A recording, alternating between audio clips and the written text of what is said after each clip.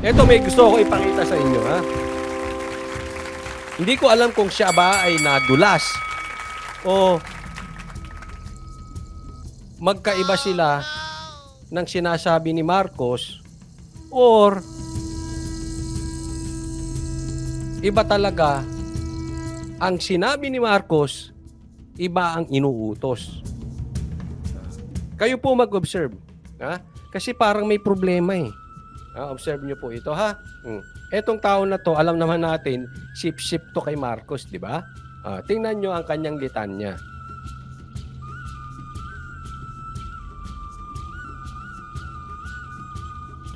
Kahit po Sunday, madaming balita. Ay, correct.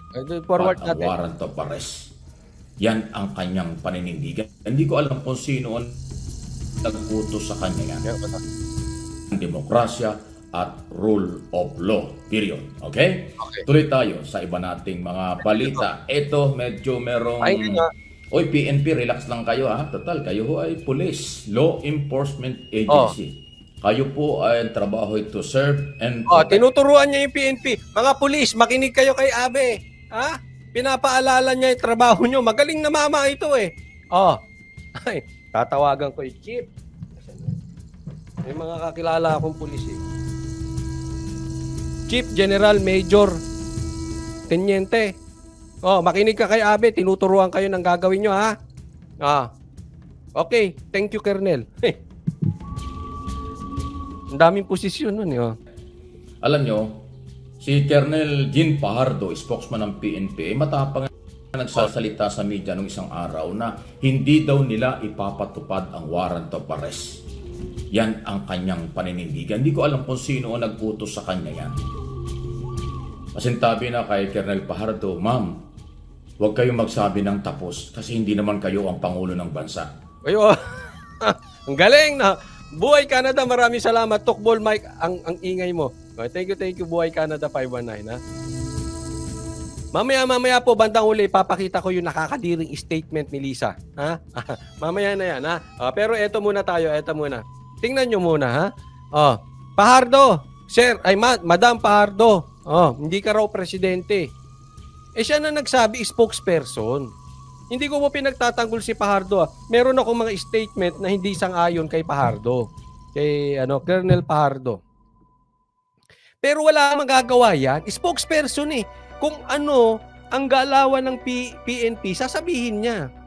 Spokesperson nga eh. Hindi mo ba naiintindihan?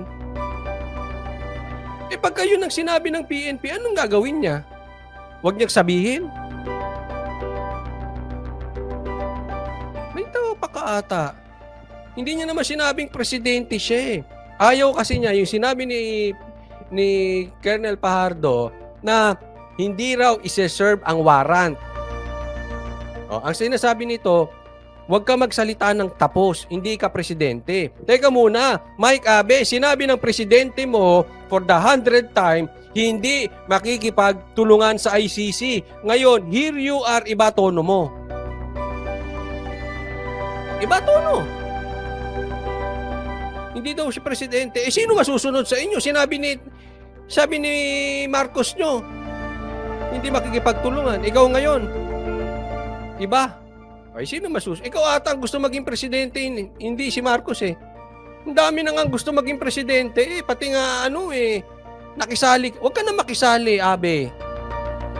Ang issue sa warrant of arrest at desisyon ng pamahalaan kung anong gagawin dito sa ICC at anong gagawin kung sakaling maglabas ng warrant of arrest, Office of the President, ang pulis susunod lang. Huwag naman sana. Tama naman, tama. Ang pulis susunod lang. Ang mag-i-issue, presidente. Huwag naman sana tama siya doon. Halit ng iba ang ihip ng hangin. Sinabi ng Pangulo ipatupad. Makipag-coordinate tayo sa ICC. Ipatupad ang warrant of arrest. Pulis po ang uutusan. Katunayan. Kita mo ha.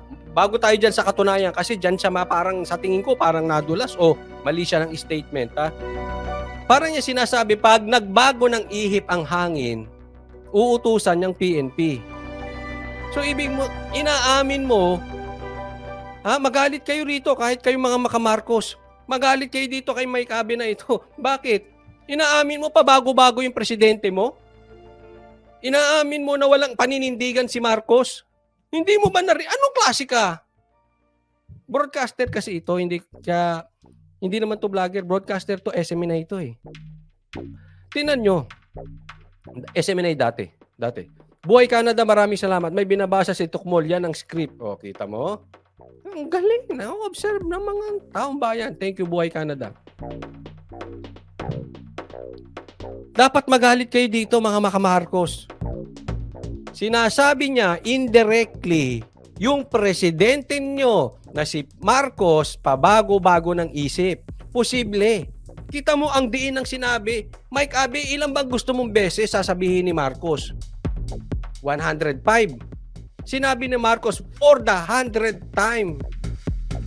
Hindi makikipagtulungan ng ICC.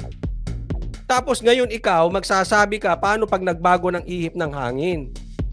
So ganyang kahina ang tingin mo sa presidente nyo. Naku, yari ka dyan. Brad, yari ka dyan. Ano mang ibig sabihin ng 100 time? Ibig sabihin, sure na sure siya, hindi siya magbabago ng isip. Sure na sure. Kailan ba siya magiging sure? Pang 105? Pang 110? Pang 200? So ibig sabihin, aantay kami ng 200 times na sasabihin niya para sure na hindi siya magbabago ng isip. Nilaglag mo yung presidente mo dyan, Brad. Mali ka dyan. Ay, naku, mali. Magalit kayo dito. Mali yung sinabi niya. Pero sa katunayan, eto, tandaan nyo tong katunayan, ha? Rewind ko konti. ICC, ipatupad ang warrant of arrest.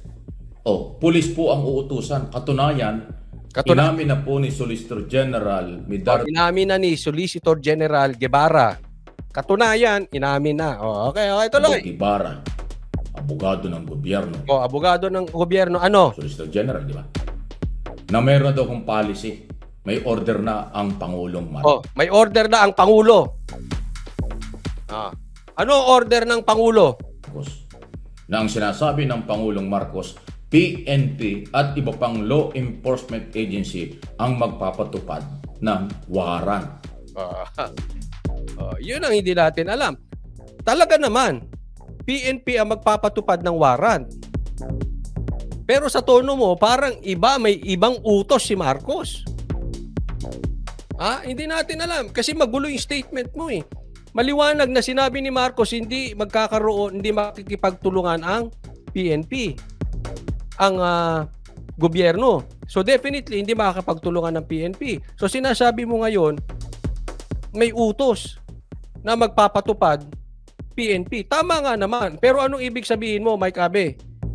Ang warrant of arrest. O ngayon, ano sinasabi mo, Colonel Pardo? Na hindi kayo susunod, hindi nyo ipatutupad yung warrant of arrest. Yun ang sinasabi ko. Huwag kang magsabi ng tapos. Ang ibig ba sabihin na dulas siya doon? Naiba siya ng ano? O nagkamali? Kasi pwedeng nagkamali siya dahil talaga naman ang magpapatupad talaga niyang PNP. Kaya magsalita si Solicitor General o hindi, PNP talaga magpapatupad niya. Wala namang pulis ang ang ICC. Pero may utos na daw. Nakakita nyo, narinig nyo. May utos na. Doon nagkakagulo. So, tuluyan natin yung statement, malalaman natin. Para malaman natin kung anong konteksto niya, saan siya galing. Na hindi nyo ipapatupad ang warrant of arrest, paano kung inutusan ka ng Pangulo? Hindi kayo susunod? Paano kung inutusan ka na po hindi ka susunod? Hindi nga uutusan eh. Kasi sabi, hindi makikipagtulungan ng gobyerno. So definitely, may sinungaling sa kanilang dalawa. Kayo na pumili. Jolly Wilder, advance happy Valentine's to everyone and Coach Oli. Maraming salamat po, Jolly Wilder. Thank you po. Di ba? Nagkakagulo na. Iba na. Definitely, sa aking pagkakaunawa, taliwas. Magkaiba sila ng sinasabi ni Marcos nyo.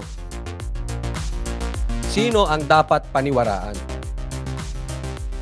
Nadulas ka ba? O mali ka ng statement? Kasi hindi pwedeng tama ka ng statement. Pag tama ka ng statement, sinungaling si Marcos. Diba? Hindi pwede eh. Hindi pwedeng magbago si Marcos ng isip. Pag nagbago, sinungaling siya. Sinisisi niya, sige. Tagapagsalita lang yun. Ay ang PNP gagalaw kung may utos ang Director General. Ang Director General gagalaw yan kung may utos ang Department of Interior and Local. Papaulit-ulit tayo, sasabihin ko nga, sinabi na hindi makikipagtulungan ng gobyerno. So, hindi makikipagtulungan ng PNP. Kaya nakapagsalita si Colonel Fajardo ng ganyan. Government Secretary. Gagalaw ang Secretary ng Hirap, no? Brad, ang hirap ipagtanggol, no? Ha? Ang hirap! Yan sasabi ko. Organic dapat. Pag organic kasi, hindi mahirap. Hirap, no? Kakabul-buhol, hirap. DILG kung may utos ang Chief Executive o Office of the President. So, Colonel Fajardo, tanong ko lang, kung umabot sa ganong sitwasyon, hindi mo pa rin ipapatupad ang warrant? Paano nga aabot sa Tanong ko lang. sitwasyong ganon? 100 times na nga sinabi ng Marcos nyo. Ang gulo mo, Mike Abe, na hindi nga makikipagtulong. Sino ba masusunod? Ikaw o si Marcos? Sino bang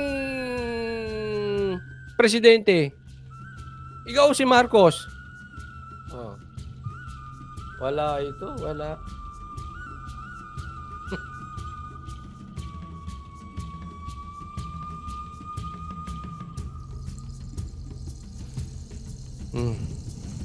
Sabi, Coach Oli, pakitanggal ang itsura ni Tukmol, nakakasuka. O sige, tanggalin ko na. Ha? Mabilis ako eh. Ano? Pag-usapan na lang natin itong nakakadiring statement. Ha? Sip-sip. Sino itong sip-sip? Sabi ni Lisa, nakakadiring statement. Ha? From isang nakakadiri, punta tayo sa nakakadiring statement. O, galing kay Abe, dito tayo.